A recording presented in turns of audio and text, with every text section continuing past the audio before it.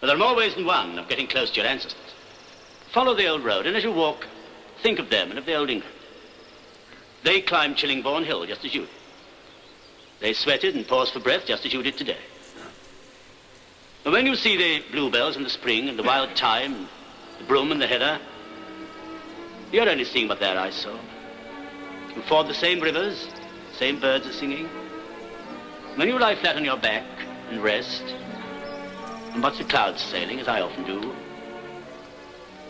you're so close to those other pilgrims that you can hear the thrumming of the hoofs of their horses, and the sound of the wheels on the road, and their laughter and talk, and the music of the instruments they carried.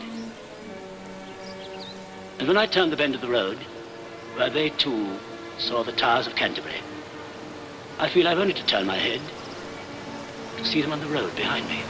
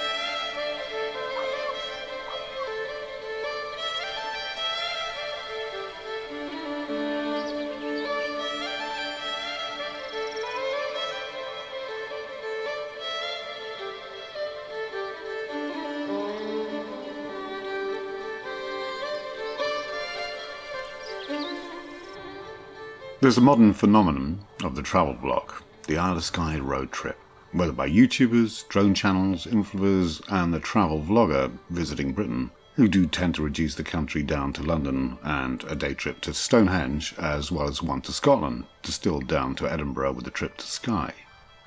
Many years ago, I hitchhiked from Edinburgh to Skye using the youth hostels, and it's been an adventure for at least a couple of 100 years. It's Britain's little northwest frontier, a bit like Canada, but a more compact adventure with good mobile internet, public loos, wild camping, and no bears, and there is an operating train service.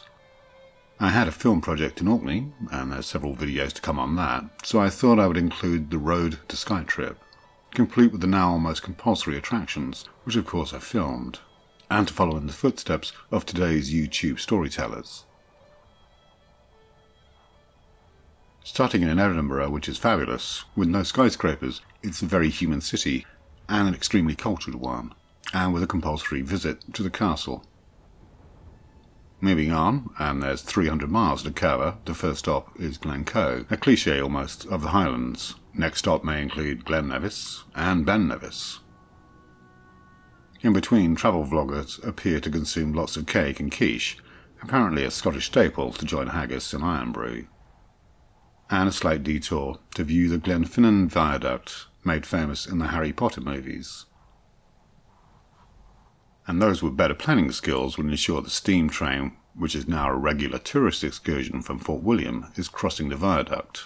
My visit was before normal service resumed after lockdown, but the train can be seen in the goods yard at Fort William.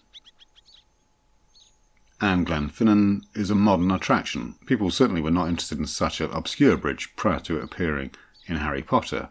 And as viaducts go, it's not particularly special unless you were into late Victorian concrete structures. It was chosen because other, if not more stunning viaducts, were not located in quite so wild a countryside to fit the magical world Hogwarts is located in. And the line's been running the Jacobite steam rail service since the 80s. But the success of the films has created an attraction, complete with a car park and cafe.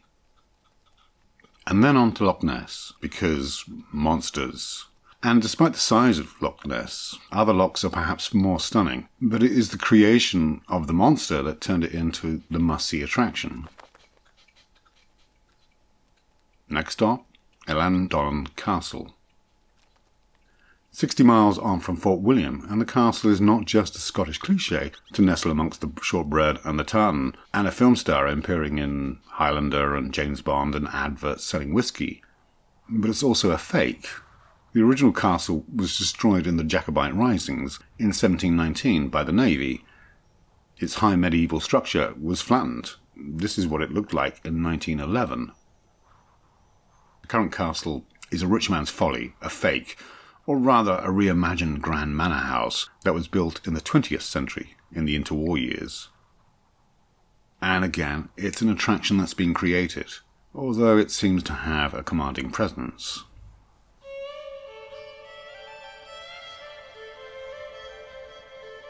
And on to Skye. A more recent attraction, as it's always been there, but now it's a must visit, is the ferry pools. I remember walking around the mountains here and just soaking up the scenery, but now they are a thing. They are free on a footpath and you can park in the free forestry car park, but an enterprising landowner now has a busy car park, possibly giving the impression that it's a paid-for attraction.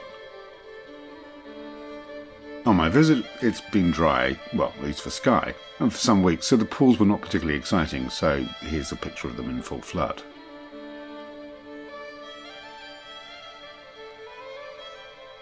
The highlight of the Pilgrim is the truly stunning landscape of the Trotternish range of hills or mountains. That include the Store, the Kerrang, and the Milt Falls. And if there's commentary, it's usually oohs and ahs.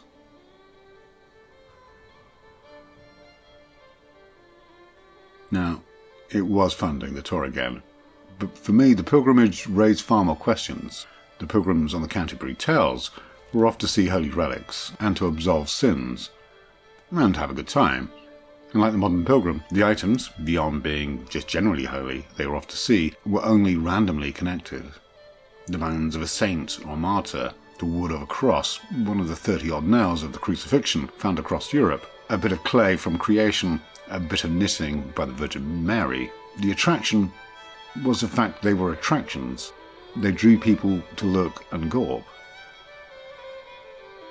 So what connects these scenic attractions on this 600-mile round trip? And yes, Scotland is quite big. You could do it for film locations, such as Braveheart and Glen Nevis, Harry Potter, James Bond, more James Bond and Highlander and Prometheus, and Stardust. Another, which is the rabbit hole I ended up going down, is actually Scotland's amazing and insane geology. Edinburgh Castle is built on the core of an extinct volcano. Glencoe is actually a valley created by an underground volcano, collapsing rather than the actions of rivers and glaciers. Loch Ness is a fault line between two very different rocks, where the continental plates crashed into each other over millions of years, with each side of the loch sliding past each other very slowly, causing the odd earthquake. And the Isle of Skye is just bristling with amazing geological features, rocks, and dinosaur footprints. Wanting to understand the landscape of the Kerrang, for instance, partly drove the motivation for my road trip. And in my next video, I'm going to explore the completely insane geology of the Trotternish Mountains, discover dinosaur footprints, and then go on another road trip. The NC 500, which is another internet phenomenon where boy racers lap it, extreme cyclists attempt records, and campervan drivers hunt down free camping spots. It's a route in stunning countryside that's always been there, but has become attraction simply because it's being named.